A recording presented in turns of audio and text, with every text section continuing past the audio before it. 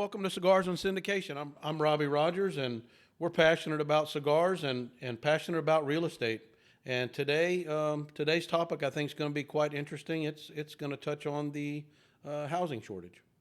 Hey everyone, my name is Junaid Noor. Welcome to Cigars and Syndications, and yeah, we're going to talk about why there is a housing shortage. You know, everybody keeps asking about this, and people have different opinions. And we kind of did some research and put together a comprehensive but uh, understandable summary on why there is a housing shortage. But before we get to that, we are smoking the Don Carlo, which is made by Arturo Fuente, Don Carlo 2019. What do you think?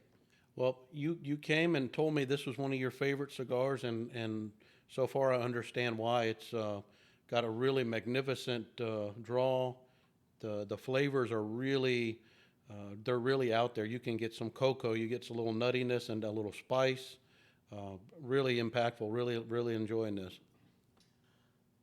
I love the on the initial lighting, uh, the it's like a spicy chocolate flavor, Yeah, I got the same thing. Just a big hit of cocoa right when you lit it. and then I'm getting some floral. I mean, just smelling the cigar before even before it was lit, you can smell the floral.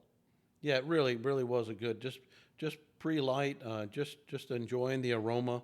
It was a really it's a really solid smoke. I'm looking forward to finishing it. So, Robbie, the housing shortage. Now, there is a housing shortage in with every indicator that we look at. There is a shortage of multifamily housing, and there's a shortage of single-family housing, and that's across the board through all major cities in the United States. Some of the secondary cities and the tertiary cities as well. There is a housing shortage, and we're going to try to get to the bottom of why is this shortage happening? Why are we so short on housing supply? Yeah, I mean there's a lot of things that happened, and I think to really get a clear picture, we have to go all the way back to 2006. That's right. Actually, January of 2006. And in January of 2006, we had 1.8 million housing starts for that year. And what happened was that, so if you want to, let's start with this. Let's try to summarize. If you wanted to kind of say what are the three most important reasons that we have a housing shortage. Number one is the 2008 financial crisis. And we'll go through the details as to how that ties into today. It's like 2008, that was such a long time ago. But it still affects us today, which kind of lets you understand how real estate cycles work, and how long term they really are. The second thing is COVID 19. And the third thing is just demographics. So what happened? What happened to the housing market in 2008 that was so impactful and that actually has rippling effects till today? So, so in order to understand 2008, we go back a little bit further to 2003. So it all starts with the federal funds, right? The Federal Reserve Bank lowered their Fed funds to about 1% in 2003. And because getting a loan was so cheap, people started, the developers started building houses, single family homes, multifamily construction started going up.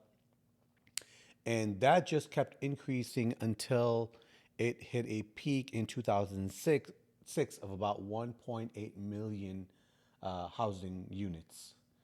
Um, but then what happened in 2006? Do you know? Well, I mean a lot of the increases in home starts had to do with some of the types of loans that were out there. They had interest only loans, really easy, no doc loans. They had all kinds of instruments that let people that probably wouldn't have qualified for the house otherwise get a home. So again, so in this episode, the audience will kind of understand how the Federal Reserve has impact on the whole economy. So 1.8 million housing starts in 2006, but in 2004, the Fed starts slowly increasing rates. And by September of 2006, the Fed funds rate reaches 5.34%, which was the peak at the time. So, what happens is that a lot of people had adjustable rate mortgages, right? If you had a heartbeat, you could get a mortgage. And because the loans were so cheap and everybody was able to get them, and the borrowing standards would just gone down. I knew people who got loans at 105%. That means they got money back to buy the house. I mean, that's unimaginable.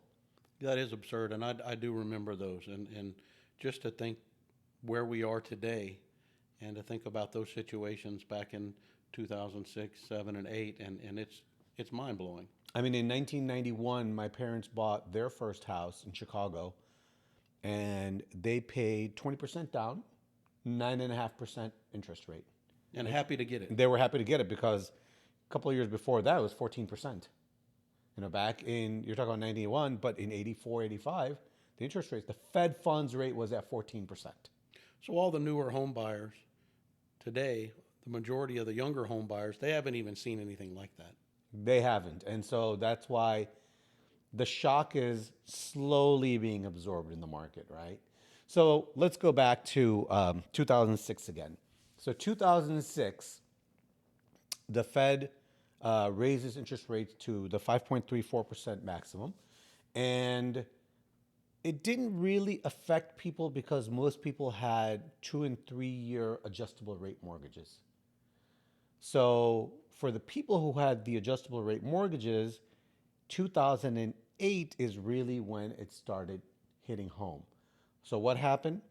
Your adjustable rate mortgage went from 2 points over. Let's say your adjustable rate mortgage was 2 points over the Fed's funds.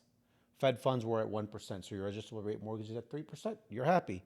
Now Fed funds are at 5.34. Now your adjustable rate mortgage is at 7.34. And all of a sudden, you can't make those mortgage payments because your mortgage payments just went up all of a sudden. Yeah, they're double. They're double what they were a year ago. Yeah. So you can't make those mortgage payments. What are you going to do? You're going to be like, hey, bank, I can't make these mortgage payments. Here's your keys. The problem was that so many people had adjustable rate mortgages, and so many people who were qualified, we use that term very loosely, qualified under adjustable rate mortgages and being able to get loans without, remember we called them ninja loans, no income, no job, no assets. And people were able to get their loans, and they qualified under that rate, but now with the new rate, they don't qualify. And of course, they can't refinance the existing mortgage because they won't qualify under the higher rates, and they don't have the income. Well, and then the bank gets the flood of these homes back, and now there's a surplus of homes, and the value is plummeting. So that's the second part of this. What happens is that values plummet because there's a surplus of homes. Buyers are out of the market because they can't afford the homes. Developers, anybody who had an existing line of credit, they all start drawing on their lines of credit. So the bank's liquidity, the ability of the bank to be able to loan money has gone down dramatically because those lines of credits are drawn down. They're not issuing anymore. Oh, and by the way, let's shift into accounting a little bit. So accounting rules require what's called mark to market.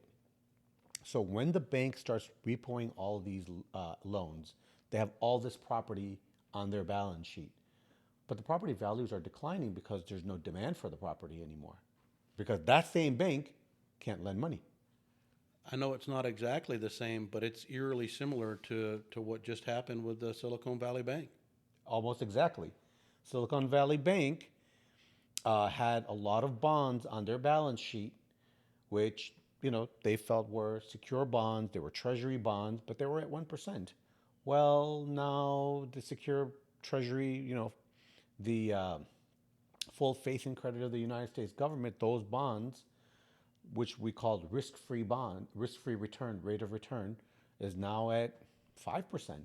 So nobody wants their bonds, and they had the same issue. They had to mark their bonds down, and that reduced their capital requirements, and they couldn't loan any more money. Oh, and by the way, you can't loan any more money, and all your lines are withdrawn. People are starting to withdraw their money because they're scared now, right? That their money will not be protected. So I know that some of the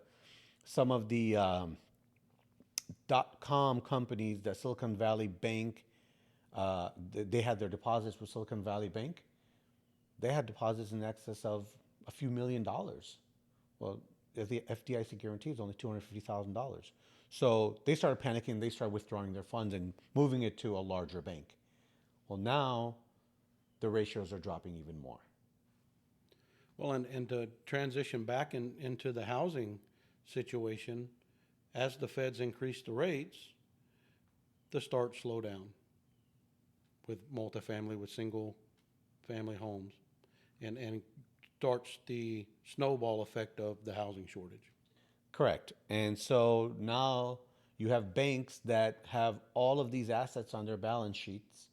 You have developers who are going bankrupt because they build all these homes that nobody wants to buy.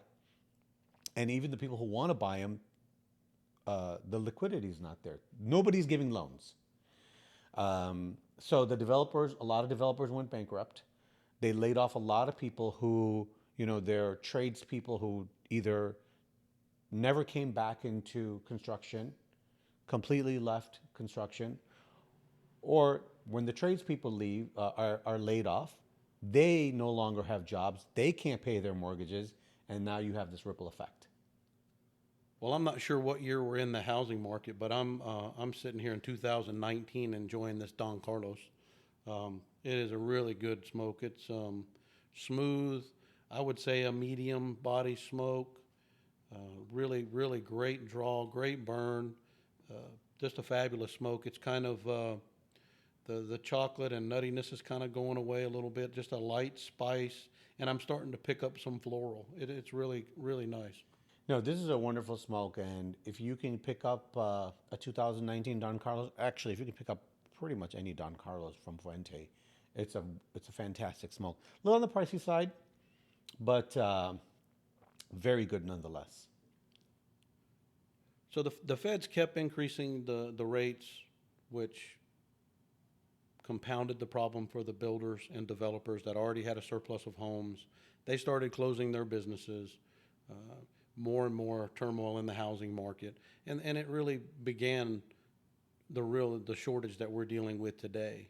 As the feds continued to raise rates, the housing market never really recovered until the rates started coming down again. And once the rates started coming down again, we started a whole new cycle.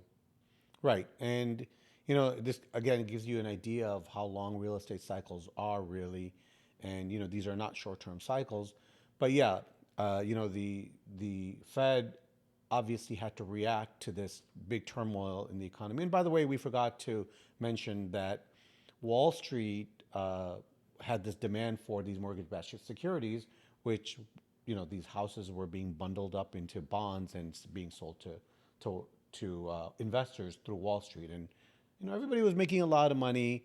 Everybody knew that. I read this wonderful book called "The Devils Are All Here." Everybody was making a lot of money. Everybody knew there was a problem, but everybody kind of just turned away and said, "Hey, we'll deal with the problem later. We're making money right now." So anyway, that was the beginning of the housing shortage because now you had an oversupply, no buyers, banks are not lending, no money coming into the system, credit is all dried up, and so the Fed has to react. So we'll continue what the Fed did and how it reacted in part two. Yeah, this is a great topic to continue, and we'll hopefully make a transition from 2008 all the way to today, and how it kind of impacts us today, and what we can do to to capitalize on that. We'll see you in part two. Y'all have a good one. Enjoy a good smoke.